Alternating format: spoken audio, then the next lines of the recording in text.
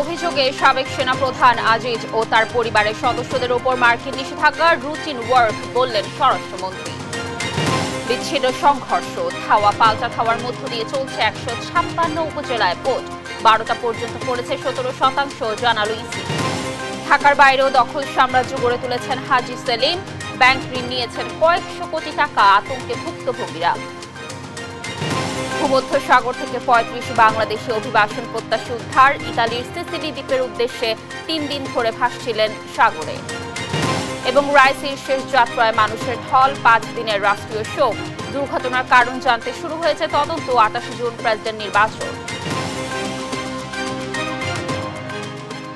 দর্শক দেখছিলেন শিরোনাম সংবাদ, দুপুরের সঙ্গে আছি আমি কানিজ লাবণী। দুর্নীতির সঙ্গে সম্পৃক্ততার অভিযোগে সাবেক সেনাপ্রধান জেনারেল অবসরপ্রাপ্ত আজিজ আহমেদের ওপর নিষেধাজ্ঞা দিয়েছে মার্কিন পররাষ্ট্র দফতর। একই সঙ্গে তার পরিবারের সদস্যরাও দেশটিতে প্রবেশ করতে পারবে না। এদিকে স্বরাষ্ট্রমন্ত্রী আসাদুজ্জামান খান কামাল জানান, নিষেধাজ্ঞা দেয়া যুক্তরাষ্ট্রের রুটিন কাজ, চিঠি পাওয়ার পর প্রয়োজনীয় ব্যবস্থা নেওয়া হবে। আর বর্তমান সরকার দুর্নীতির বিরুদ্ধে জিরো টলারেন্স নীতিতে কাজ করছে বলে জানান পররাষ্ট্রমন্ত্রী ডক্টর হাসান মাহমুদ। আরও জানাচ্ছেন জুবাইর রাসিন।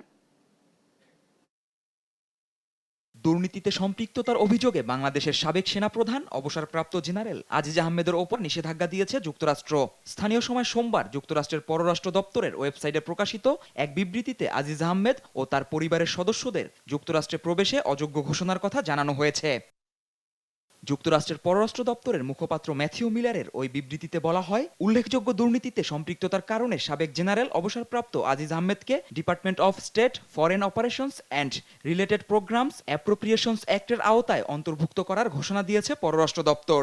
এর ফলে আজিজ আহমেদ ও তার পরিবারের সদস্যরা যুক্তরাষ্ট্রে প্রবেশের জন্য অযোগ্য হবেন।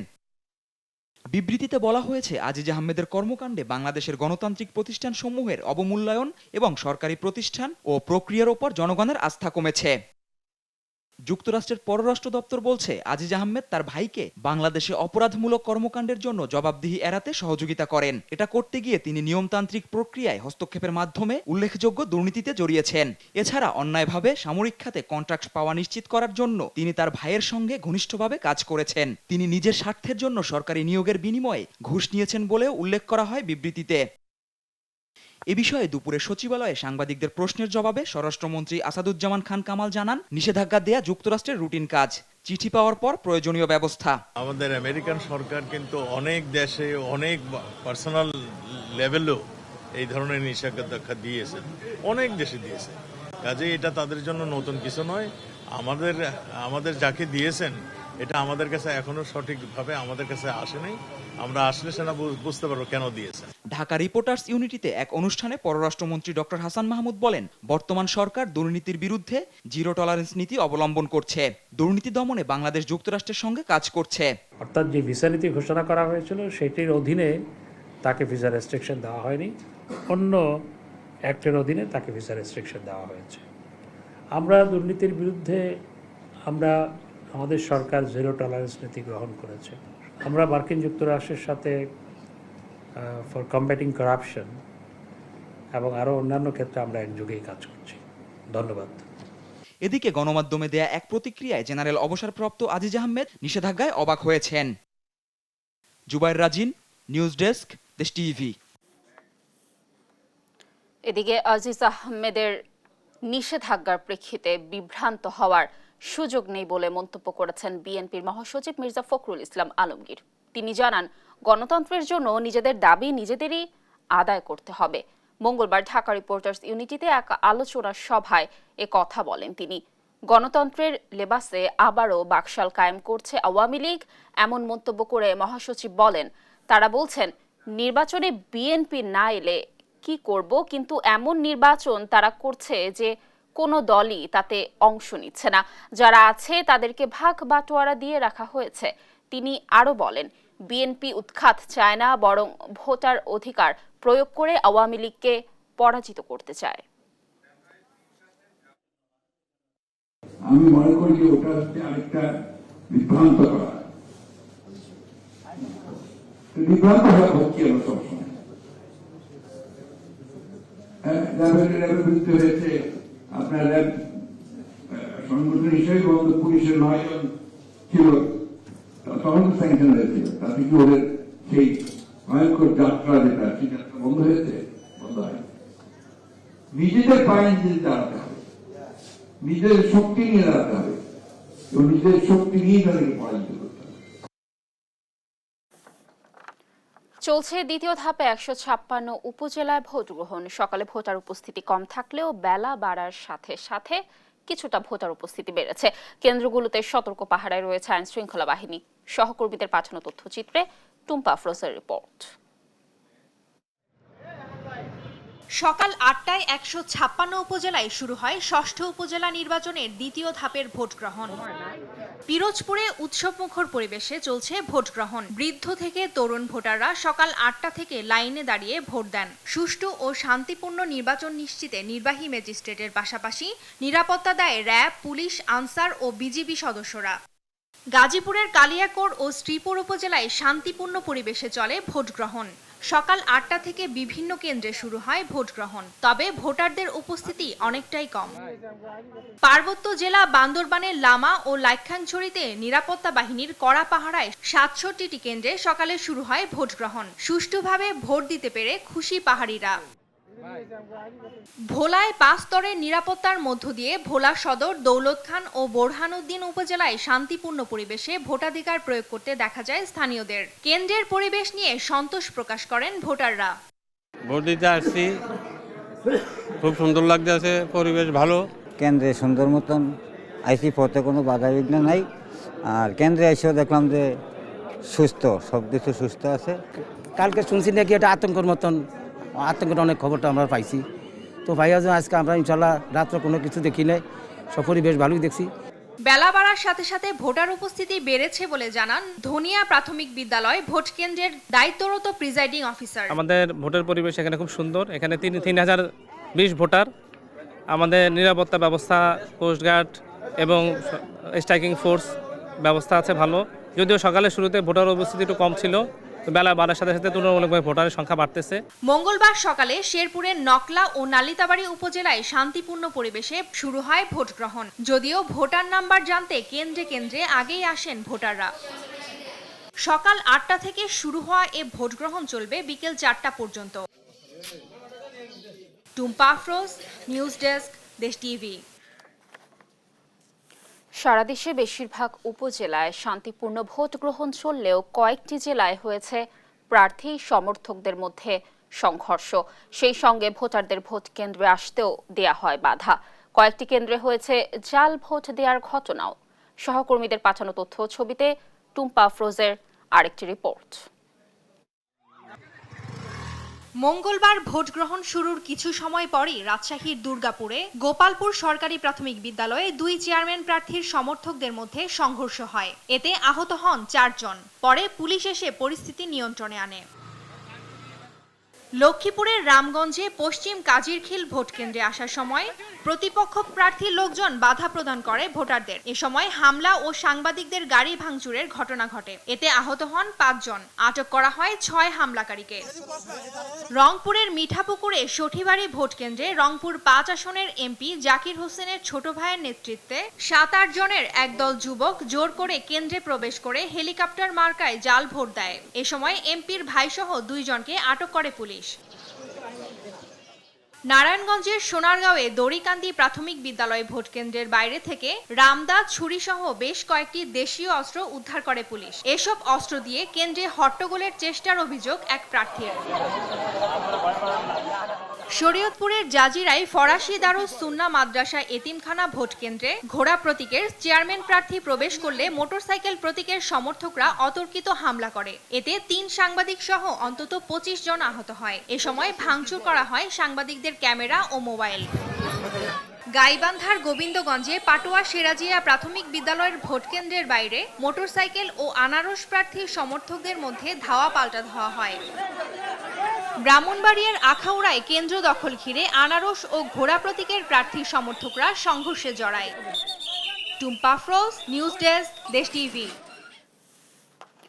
দ্বিতীয় ধাপে 156টি উপজেলায় চলছে ভোট গ্রহণ। দর্শক, মুন্সিগঞ্জের লৌহজং উপজেলার ভোটের তথ্য জানাবো আপনাদেরকে। আমাদের সাথে যুক্ত হবেন আমাদের সহকর্মী ফখরুল ইসলাম। ফখরুল, আপনি তো লৌহজং উপজেলার ভোট কেন্দ্রে রয়েছেন। ভোটের তো 6 ঘন্টার বেশি সময় পার হয়েছে। কেমন দেখছেন ভোট কেন্দ্রের সার্বিক পরিস্থিতি? ভোটাররা কি বলছেন ভোট দিতে এসে? জানাবেন আমাদের বিস্তারিত।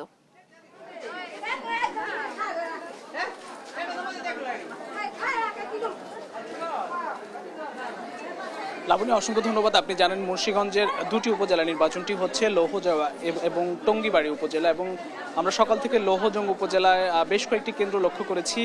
ভোটার উপস্থিতি বেশ চোখে পড়ার মতো ছিল, এবং এখন পর্যন্ত আমি রয়েছি লৌহজংয়ের কুমারভোগ সরকারি প্রাথমিক বিদ্যালয় কেন্দ্রটিতে। এখানে 3471 ভোট, এবং এখন পর্যন্ত এই কেন্দ্রটিতে আমরা প্রিজাইডিং অফিসার, সহকারী প্রিজাইডিং অফিসার সবার সাথে কথা বললাম। দেখলাম যে 50 ভাগেরও বেশি ভোট পড়েছে। আমরা প্রথম ধাপে যে ভোটার নিয়ে একটি সংখ্যা ছিল, ভোটার উপস্থিতি নিয়ে, সেটি আসলে লৌহজংয়ের এই উপজেলাটিতে প্রায় বেশ কয়েকটি কেন্দ্রে আমরা ঘুরে দেখলাম যে ভোটার উপস্থিতি বেশ চোখে পড়ার মতো। মানুষের মধ্যে ভোট নিয়ে যে একটি আগ্রহ সেটি কিন্তু ছিল, এবং সকাল থেকে আমরা দেখছি দীর্ঘ লাইনে দাঁড়িয়ে মানুষ আসলে ভোট কেন্দ্রে ভোট দিতে এসেছেন, ভোট দিয়েছেন। উচ্ছ্বসিত মানুষের মধ্যে একটি উচ্ছ্বাস ছিল। এবং টঙ্গিবাড়ি উপজেলা, সেই উপজেলাতে কিন্তু নির্বাচনটি হচ্ছে, এবং সেখানকার আমি আসলে একটু পরিস্থিতি আপনাকে যদি বলি যে টঙ্গিবাড়িতে আপনার টঙ্গিবাড়ি মোট প্রতিদ্বন্দ্বী প্রার্থী চেয়ারম্যান পদে 13 জন রয়েছেন, সর্বমোট 13 জন, এবং চেয়ারম্যান প্রার্থী 6 জন। এবং টঙ্গিবাড়ি উপজেলাতে 1,90,000 ভোট, এবং মোট ভোট কেন্দ্র 84টি, এবং যেটি আমরা লৌহজং উপজেলায় রয়েছি সেখানে 1,66,000 ভোট এবং 61টি ভোট কেন্দ্র। এর মধ্যে 47টিকে ভোট কেন্দ্রকে ঝুঁকিপূর্ণ হিসেবে চিহ্নিত করে আইন শৃঙ্খলা বাহিনী তারা আসলে তাদের যে আইন শৃঙ্খলা পরিস্থিতি নিয়ন্ত্রণের যে কার্যক্রম সেটি আসলে তারা মোতায়েন করেছেন, এবং সার্বিক প্রস্তুতি তারা রেখেছেন। কিন্তু এখন পর্যন্ত কোনো অপ্রীতিকর ঘটনা আমরা কিন্তু সেভাবে লক্ষ্য করি নেই। আমরা যেসব বিচ্ছিন্ন ঘটনা বা সংঘর্ষ ঘটনা সেটিও কিন্তু এখন পর্যন্ত হয়নি। তবে কেন্দ্রের বাহিরে প্রার্থীদের সমর্থকরা রয়েছেন, কিন্তু কোনো বিচ্ছিন্ন ঘটনা বা অপ্রীতিকর বা সংঘর্ষের মতো ঘটনা কিন্তু আমরা লক্ষ্য করিনি। তবে এই মুন্সিগঞ্জের যে দুটি উপজেলা নির্বাচন হচ্ছে, এখানে আসলে লৌহজং উপজেলাটিতে ভোটার উপস্থিতি অনেকটাই বেশি। মানুষের মধ্যে আসলে ভোট নিয়ে আগ্রহটা অনেক বেশি, এবং উৎসবমুখর পরিস্থিতিতে বলা যায় যে ভোট হচ্ছে। তবে টঙ্গিবাড়ি উপজেলা ভোটার উপস্থিতি কিছুটা কম, এমনটি আমরা কিন্তু খবর পেয়েছি। তো এই ছিল আমার কাছে মুন্সিগঞ্জের লৌহজং উপজেলা থেকে উপজেলা নির্বাচনের সবশেষ পরিস্থিতি। আমরা পরবর্তী সংবাদে হয়তো অন্যান্য খবরাখবর নিয়ে যুক্ত হব। লাবণী, ধন্যবাদ ফখরুল আমাদের সাথে যুক্ত থাকার জন্য। দর্শক, মুন্সিগঞ্জের লৌহজং উপজেলার ভোট কেন্দ্রের তথ্য জানাচ্ছিলেন আমাদের সহকর্মী ফখরুল ইসলাম। দর্শক, যেমনটি বলছিলাম যে দেশের 156টি উপজেলায় দ্বিতীয় ধাপের উপজেলা নির্বাচনের ভোট গ্রহণ চলছে। আমরা দেশের বিভিন্ন প্রান্ত থেকে ভোট কেন্দ্রের তথ্য জানাচ্ছি আপনাদেরকে।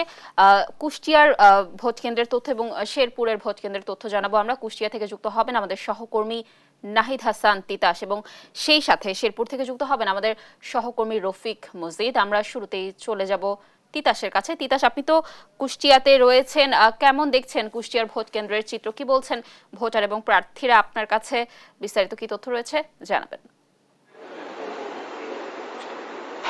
ধন্যবাদ লাবণী। আসলে কুষ্টিয়ায় 4টি উপজেলা নির্বাচন অনুষ্ঠিত হচ্ছে। এই দ্বিতীয় ধাপের যে উপজেলা নির্বাচন, সকাল থেকে আমরা কেন্দ্রগুলোয় রয়েছি, কিন্তু সকাল থেকে কোনো ধরনের কোনো অপ্রীতিকর ঘটনা ছাড়াই কিন্তু নির্বাচন অনুষ্ঠিত হচ্ছে। আমি রয়েছি কুষ্টিয়ার কুমারখালী উপজেলার দরিরামপুর দাখিল মাদ্রাসায়। এই কেন্দ্রে আমরা সকাল থেকে দেখেছি কিন্তু ভোটারদের সন্তোষজনক উপস্থিতি পেয়েছি।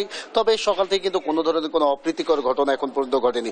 সকালের দিকে কিছুটা ভোটার উপস্থিতি কম থাকলেও কিন্তু বর্তমানে ভোটার উপস্থিতি বেড়েছে। অর্থাৎ আমি যদি বলি এই কেন্দ্রে মোট ভোটার সংখ্যা 2443 জন, তবে এখন পর্যন্ত কিন্তু 800+ ভোট পুল হয়ে গেছে, এবং আমরা বলতে পারি যে 36% ভোট কিন্তু পুল হয়েছে। অর্থাৎ আমরা বলাই যায় যে সন্তোষজনক ভোটার উপস্থিতি এবং শান্তিপূর্ণভাবেই কিন্তু ভোট গ্রহণ চলছে। আসলে আমরা সকাল থেকে এখানে 100টি কেন্দ্রে ভোট গ্রহণ চলছে কুমারখালী উপজেলায়। 100টি কেন্দ্রে কিন্তু কোনো কেন্দ্রে এখন পর্যন্ত কোনো ধরনের কোনো অপ্রীতিকর ঘটনা ছাড়াই কিন্তু ভোট চলছে নির্বিঘ্নে। প্রশাসনের তৎপরতাও চোখে পড়ার মতো রয়েছে। প্রশাসন সব ধরনের প্রস্তুতি রেখেছেন এবং কোনো ধরনের কোনো অপ্রীতিকর ঘটনা যেন না ঘটে তার জন্য কিন্তু তারা সর্বদাই কাজ করে যাচ্ছেন। এই উপজেলায় দুইজন চেয়ারম্যান প্রার্থী রয়েছেন, একজন হচ্ছেন বর্তমান চেয়ারম্যান উপজেলা আওয়ামী লীগের সভাপতি মান্নান খান এবং আরেকজন মোটরসাইকেল প্রতীক নিয়ে গোলাম মোর্শেদ পিটার, তিনি প্রতিদ্বন্দ্বিতা করছেন। দুইজনের কিন্তু হাড্ডাহাড্ডি লড়াইয়ের আমরা আভাস পাচ্ছি। এছাড়াও এই উপজেলায় 5 জন ভাইস চেয়ারম্যান পুরুষ রয়েছে এবং 2 জন মহিলা ভাইস চেয়ারম্যান রয়েছে। আমরা বলতেই পারি যে সকাল থেকে আমরা ভোটারদের যে উপস্থিতি দেখেছি সেই উপস্থিতি কিন্তু সন্তোষজনক বলা যায়। ভোটের প্রচারণার সময় যেমন এই উপজেলায় আমরা উত্তপ্ততা বিরাজ দেখেছি এবং এই উপজেলায় কিন্তু প্রার্থীদের পাল্টাপাল্টি অভিযোগ ছিল প্রভাব বিস্তার করার। তবে আমরা সকাল থেকে 8টা থেকে যে ভোট গ্রহণ শুরু হয়েছে সেখানে কিন্তু কোনো ধরনের কোনো অপ্রীতিকর ঘটনা আমরা পাই নাই, অর্থাৎ শান্তিপূর্ণভাবেই ভোট গ্রহণ চলছে। আমরা সর্বশেষ এতটুকুই বলতে পারি যে দ্বিতীয় ধাপে যে উপজেলা নির্বাচন অনুষ্ঠিত হচ্ছে সেখানে কিন্তু শান্তিপূর্ণভাবে ভোট গ্রহণ চলছে এবং ভোটারদের উপস্থিতিও রয়েছে সন্তোষজনক। এই ছিল কুষ্টিয়া থেকে আমার কাছে উপজেলা নির্বাচন নিয়ে সর্বশেষ খবর। লাবণী। ধন্যবাদ তিতাস আমাদের সাথে যুক্ত থাকার জন্য। দর্শক, কুষ্টিয়া থেকে নাহিদ হাসান তিতাস জানাচ্ছিলেন সেখানকার ভোট কেন্দ্রের খবর। এবার আমরা চলে যাব শেরপুরে, সেখানে রয়েছেন আমাদের সহকর্মী রফিক। রফিক, শেরপুরের ভোট কেন্দ্রের কেমন পরিস্থিতি দেখছেন? আইন শৃঙ্খলা বাহিনীর সেখানে কেমন দেখছেন, কেমন প্রয়োগ হয়েছে এবং সেই সাথে বলবেন যে ভোট যারা দিতে আসছে তারা কি বলছে? ধন্যবাদ লাবণী। যেমনটি জানতে চেয়েছেন, আসলে শেরপুর জেলায় কিন্তু আজকে 2টি উপজেলায় নির্বাচন অনুষ্ঠিত হচ্ছে, একটি নকলা এবং নালিতাবাড়ি। এখন কিন্তু আমি আছি নালিতাবাড়ি উপজেলা শহরে তারাগঞ্জ পাইলট উচ্চ বিদ্যালয় ভোট কেন্দ্রে। আমি কিন্তু এর আগে সকাল থেকেই নকলা এবং নালিতাবাড়ি বিভিন্ন ভোট কেন্দ্রে ঘুরে দেখেছি যে সকাল থেকে কিন্তু একটু ভোটার উপস্থিতি কম ছিল এবং বেলা বাড়ার সাথে সাথে সামান্য কিছু বেড়েছে। এখন যদিও দুপুরের খাবারের সময়, যে কারণে এই কেন্দ্রগুলোতে ভোটার উপস্থিতি একটু কম দেখা যাচ্ছে।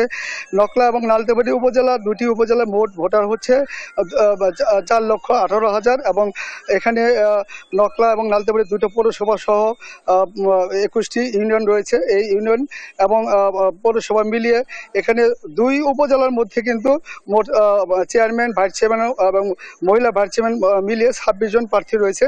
এখানে যে ভোটার উপস্থিতি কমের বিষয়ে যেটা জানতে পেরেছি যে সকাল থেকে কিন্তু বিভিন্ন মানুষ কিন্তু বিভিন্ন কাজে যায়, যে কারণে সকালে উপস্থিতি কম ছিল এবং তারপরে বেলা বাড়ার সাথে সাথে অর্থাৎ 10টার পর থেকে কিছু ভোটার উপস্থিতি হয়েছে এবং বিভিন্ন ভোট কেন্দ্রে কিন্তু মোটামুটি মানুষ ভোট দিচ্ছে। আমি যে কেন্দ্রটিতে আছি এই কেন্দ্রে কিন্তু 2200-র মতো ভোট রয়েছে। এ পর্যন্ত 600-র উপরে ভোট কাস্টিং হয়েছে।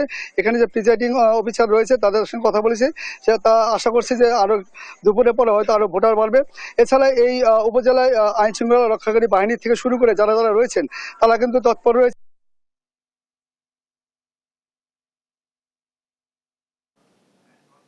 ধন্যবাদ রফিক আমাদের সাথে যুক্ত থাকার জন্য। দর্শক, শেরপুরে ভোট কেন্দ্রের সর্বশেষ পরিস্থিতি জানাচ্ছিলেন আমাদের সহকর্মী। দর্শক, উপজেলা নির্বাচনের আরও তথ্য জানাবো আপনাদেরকে। দেশের বিভিন্ন প্রান্ত থেকে যুক্ত হচ্ছেন আমাদের সহকর্মীরা। এবার আমরা চলে যাব বাগেরহাটে, সেখানে রয়েছেন আমাদের সহকর্মী এস সোহান। সোহান, বাগেরহাটের ভোট কেন্দ্রে ভোটার উপস্থিতি কেমন দেখছেন? ভোটার এবং প্রার্থীরা কি বলছেন আর আইন শৃঙ্খলা বাহিনীর তৎপরতা কেমন দেখছেন সে ব্যাপারেও জানাবেন।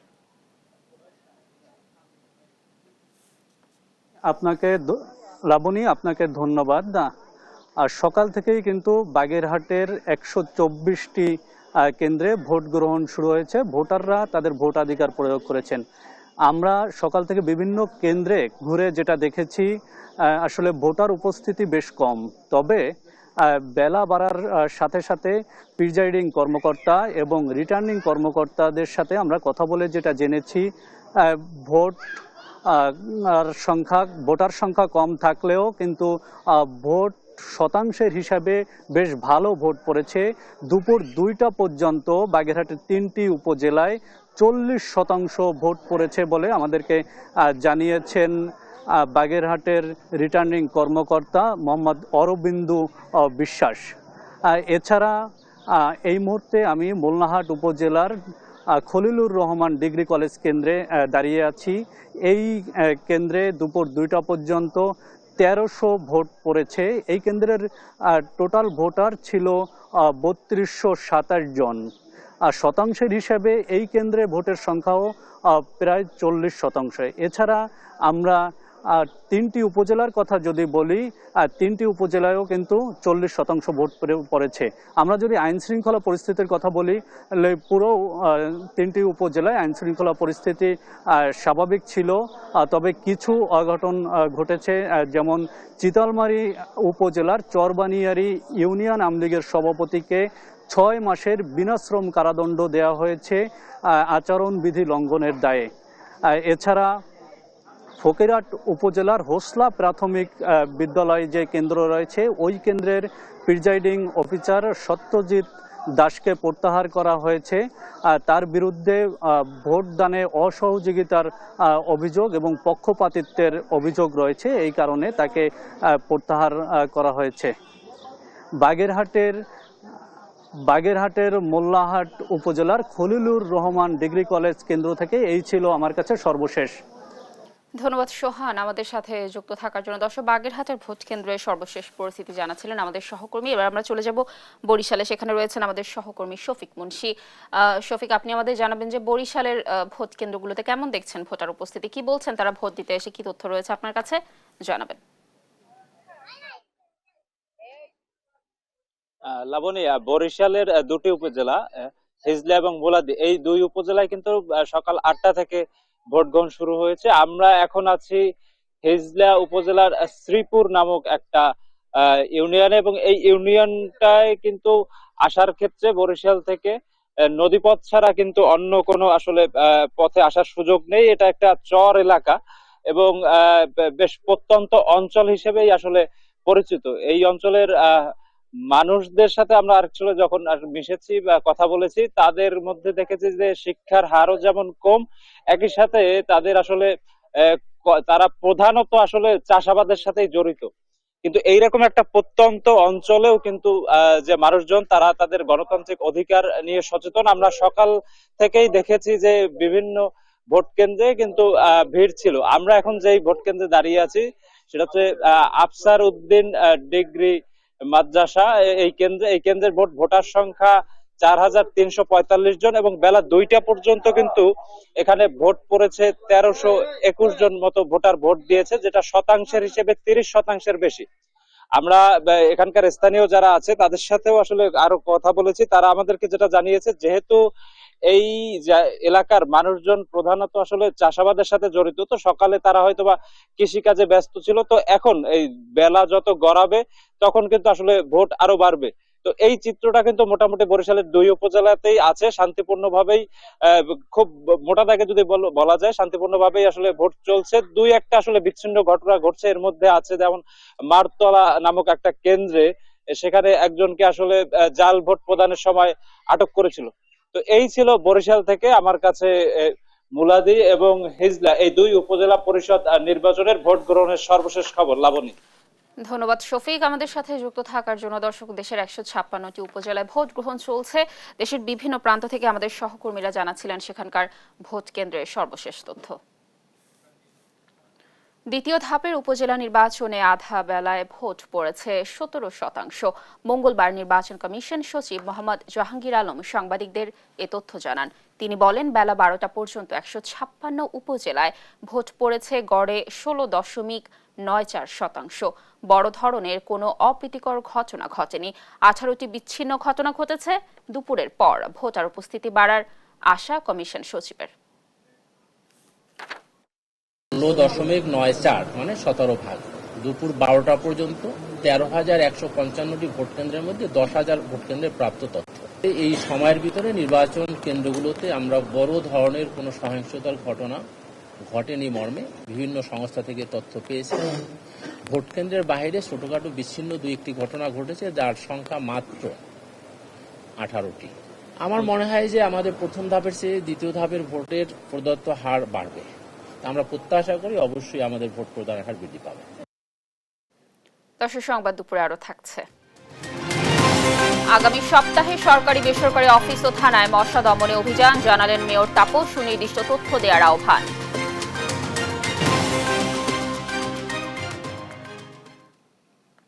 শুধু ঢাকা নয়, ঢাকার বাইরেও দখল সাম্রাজ্য গড়ে তুলেছেন সাবেক সংসদ সদস্য হাজী সেলিম। এতিমদের জায়গা থেকে শুরু করে সরকারি প্রতিষ্ঠানের জায়গা কোনোটাই বাদ রাখেননি পুরান ঢাকার এ অঘোষিত সম্রাট। দখল করা জমি দেখিয়ে ব্যাংক থেকে ঋণ নিয়েছেন কয়েকশো কোটি টাকা। ভুক্তভোগীদের কেউ কেউ ভয়ে মুখও খুলতে চান না। শাহাদাত নিশাতের রিপোর্টে দেখুন বিস্তারিত।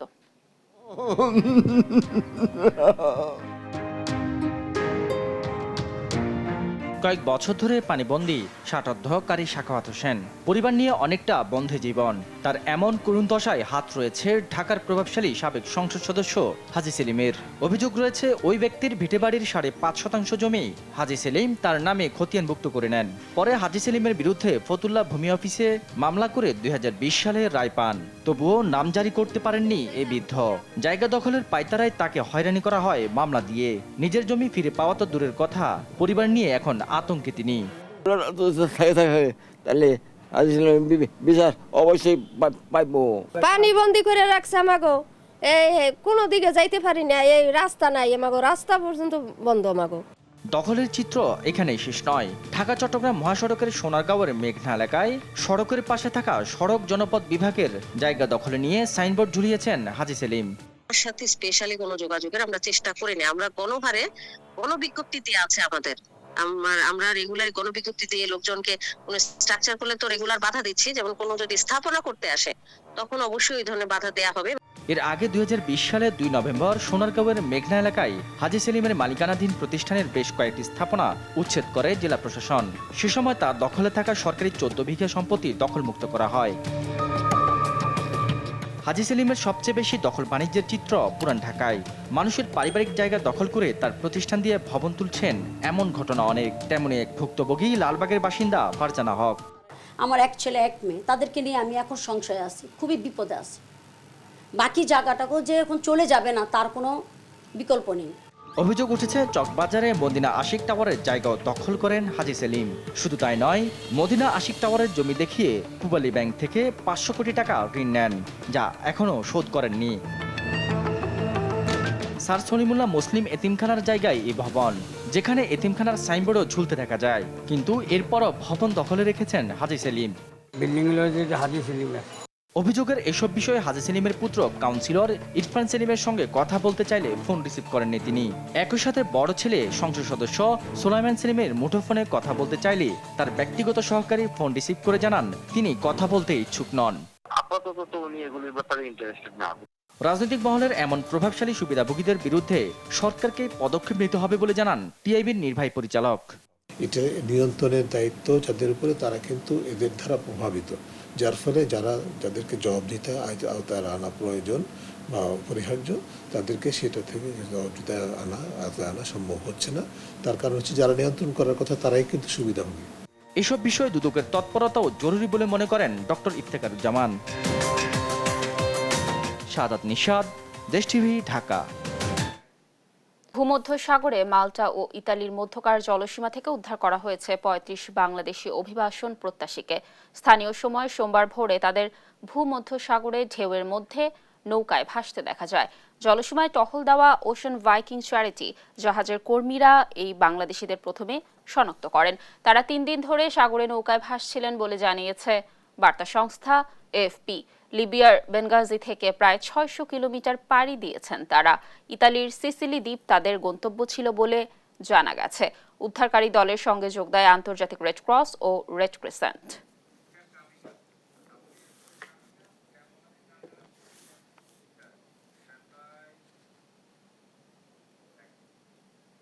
সংবাদ দুপুরে আরো থাকছে।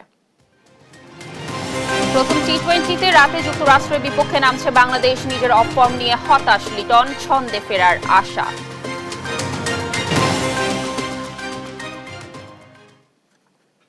স্বাস্থ্য অধিদপ্তরকে ঢাকা দক্ষিণ সিটির ৭৫টি ওয়ার্ডের ডেঙ্গু রোগীর তথ্য আলাদা করে দেওয়ার আহ্বান জানালেন ঢাকা দক্ষিণের মেয়র শেখ ফজলে নূর তাপস।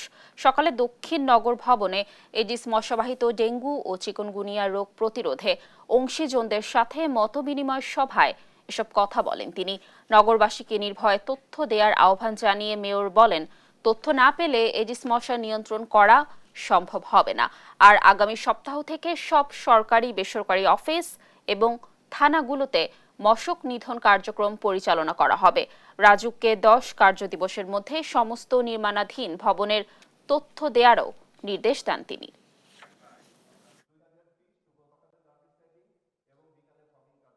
আমরা যদি অগ্রাধিকার ভিত্তি করে চিহ্নিত করে আমরা প্রাক মৌসুমি যদি এক দফা আমাদের কাজ এগিয়ে দিতে পারি, তাহলে কিন্তু তাদের এই প্রজননের বৃদ্ধি হওয়ার প্রজনন হওয়ার সুযোগটা অনেকাংশে কমে যাবে। স্বাস্থ্য অধিদপ্তরকে এ ব্যাপারে এখন থেকেই তাদের কার্যক্রম নিতে হবে, যাতে করে ঢাকার 75টা ওয়ার্ডে, ঢাকা দক্ষিণ সিটি কর্পোরেশন এলাকার 75টা ওয়ার্ডের রোগী কারা, এটাকে আমাকে চিহ্নিত করে দিতে হবে।